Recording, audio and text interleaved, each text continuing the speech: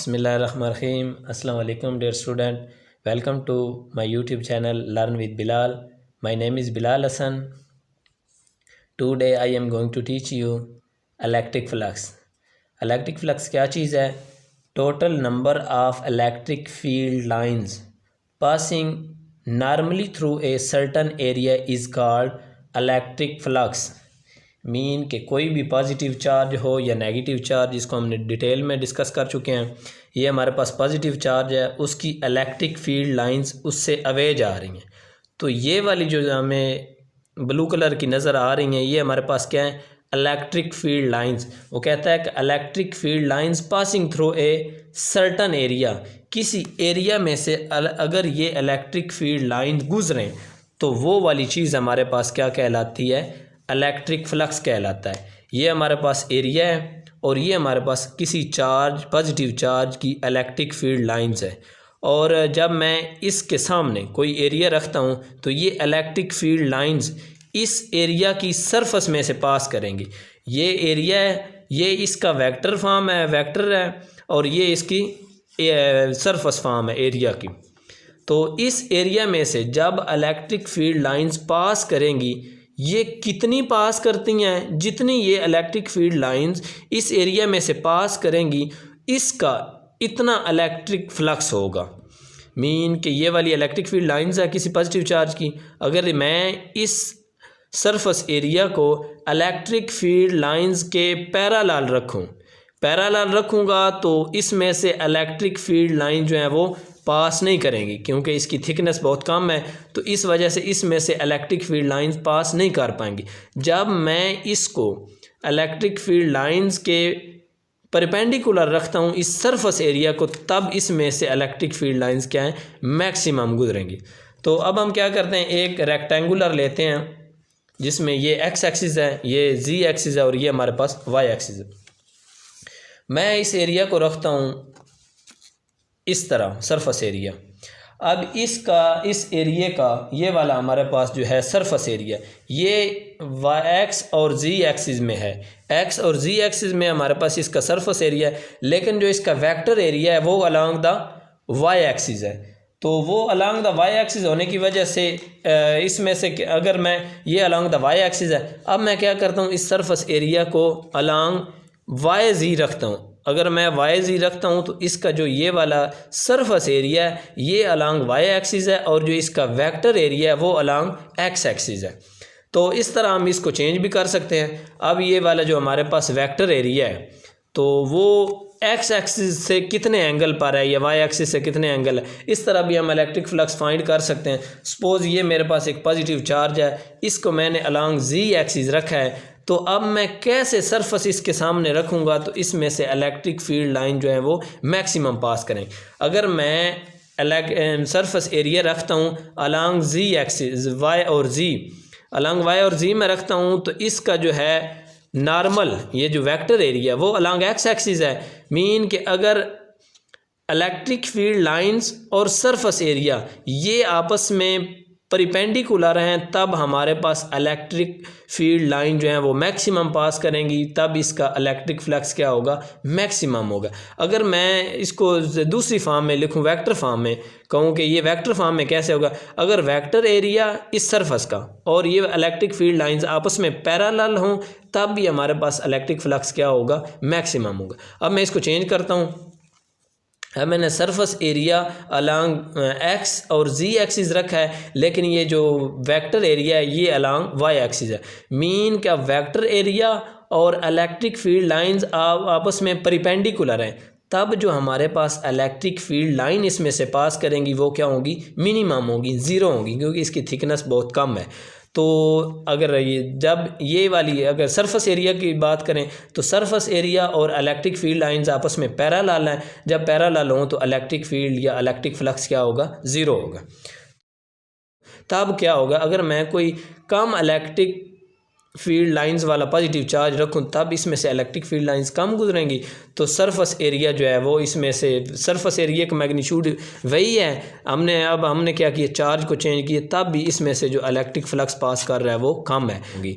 तो इसकी direction change करके, इसका एरिया चेंज करके और इलेक्ट्रिक फील्ड लाइंस चेंज करके, यानी 3 चीज़ें चेंज करने से हमारा इलेक्ट्रिक फ्लक्स चेंज होता है। पहली कौन सी, वो चार्ज ज़्यादा पावर वाला होगा तो इसमें से इलेक्ट्रिक फ्लक्स ज़्यादा पास करेगा क्योंकि उसकी इलेक्ट्रिक फील्ड लाइंस ज़्यादा है। अगर मैं कोई कम चार्ज वाला इलेक्ट्रिक चार्ज लेता हूँ जिसकी इलेक्ट्रिक फील्ड लाइंस कम है तो इसमें से जो इलेक्ट्रिक फ्लक्स है वो कम पास करेगा। दूसरी बात यह है कि मैं इसका एरिया चेंज कर देता हूँ, ये जो हमारे पास सरफेस एरिया है इसको मैं हाफ़ कर दूँ तब भी इसमें से जो इलेक्ट्रिक फील्ड लाइंस है वो क्या हो जाएंगी, हाफ़ हो जाएंगी। तीसरी हमारे पास चीज़ ये है कि इसका एंगल चेंज करने से, जब मैं इसको रोटेट करता हूँ, टर्न करता हूँ, तब भी इसमें से इलेक्ट्रिक फील्ड लाइंस जो हैं वो कम पास करेंगे। सपोज़ ये हमारे पास इलेक्ट्रिक फील्ड लाइंस ऐसे हैं जैसे हमारे पास कोई बारिश गिर रही है इसके ऊपर, तो बारिश में ऐसे हम रखेंगे तो इस पर मैक्सिमम जो इलेक्ट्रिक फ्लक्स है बारिश का वो मैक्सिमम इस पर पड़ेगा। तो जब मैं इसकी डायरेक्शन चेंज करता जाता हूँ तो उसमें जो रेंज हैं, जो हमारे पास बारिश है, उसका इलेक्ट्रिक फ्लक्स क्या हो जाएगा, कम होता जाएगा। तो ये चीज़ें आपने प्रैक्टिकली देख ली। तो इसका फार्मूला क्या है हमारे पास, इलेक्ट्रिक फ्लक्स का वो एरिया, इलेक्ट्रिक फील्ड लाइंस और एरिया पे डिपेंड करता है क्योंकि हमारे पास डॉट प्रोडक्ट है दोनों का। जब मैं इस डॉट को ख़त्म करता हूँ तो मेरे पास काज थीटा आता है।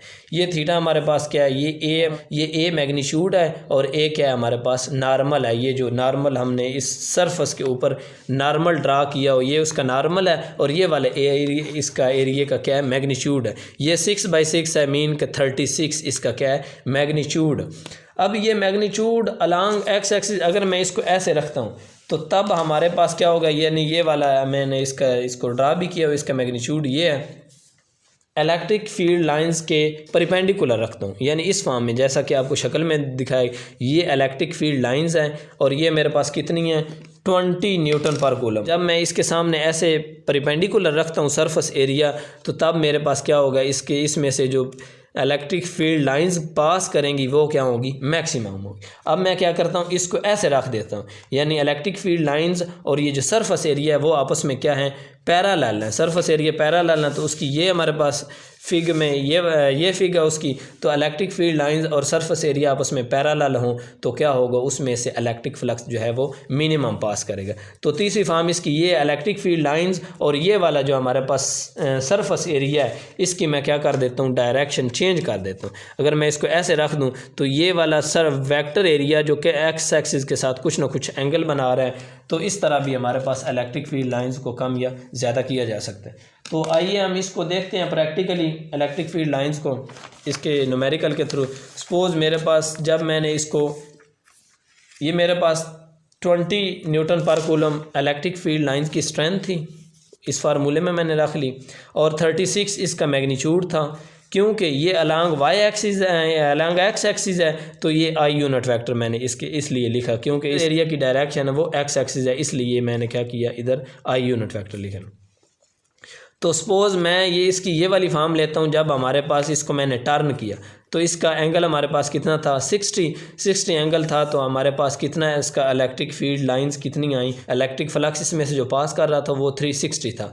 अब मैं क्या करता हूँ, अगर इसको रेक्टेंगुलर फॉर्म में लूँ तो इसके 3 एक्सिस हैं, क्योंकि हमने सिर्फ एक्स एक्सिस में वो इलेक्ट्रिक फ्लक्स जा रहे हैं, इलेक्ट्रिक फील्ड लाइन जा रही हैं, बाकी वाई और जी क्या है, 0 है। तो इस वजह से इस फॉर्म में तब भी इसमें यही सेम आता है। अब मैं क्या करता हूँ, जब ये मैक्सिमम और मिनिमम इलेक्ट्रिक फील्ड लाइंस है, फ्लक्स किस चीज़ पे डिपेंड करता है, इलेक्ट्रिक फील्ड इंटेंसिटी पे। मीन के चार्ज जितना ज़्यादा होगा उसमें से इलेक्ट्रिक फील्ड लाइंस उतनी ज़्यादा गुजरेंगी, चार्ज जितना कम होगा उसमें, यानी जितनी कम पावर वाला चार्ज होगा उसमें से इलेक्ट्रिक फील्ड लाइंस जो है वो कम गुजरेंगी। मीन के इलेक्ट्रिक इंटेंसिटी पे डिपेंड करता है। दूसरा सरफेस एरिया पे, मीन के ये वाला जो सामने हमने सरफेस एरिया रखा हुआ है, ये जितना ज़्यादा होगा उसमें से इतनी इलेक्ट्रिक फील्ड लाइन ज़्यादा पास करेंगी, ये सरफेस एरिया जितना कम होगा उसमें से इलेक्ट्रिक फील्ड लाइंस उतनी कम पास करेंगी।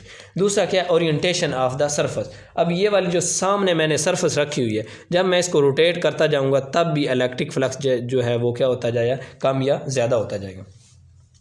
अब देखते हैं जब ये वाली सरफेस इलेक्ट्रिक फील्ड लाइंस आपस में परपेंडिकुलर हैं तो तब हमारे पास क्या होता है, इसका फार्मूला ये है, तब इसमें वेक्टर एरिया, ये वाला वेक्टर एरिया और इलेक्ट्रिक फील्ड लाइंस के दरमियान जो एंगल है वो क्या है, ज़ीरो है, क्योंकि ये वेक्टर एरिया और इलेक्ट्रिक फील्ड लाइंस आपस में पैरेलल हैं। सरफेस एरिया और इलेक्ट्रिक फील्ड लाइन जो है वो परपेंडिकुलर है, इस वजह से जो हमारे पास एंगल बनता है वो ज़ीरो है। थीटा ज़ीरो आने की वजह से इसमें जो इलेक्ट्रिक फ्लक्स पास कर रहा है वो 720 न्यूटन मीटर पर स्क्वायर पर कूलम है।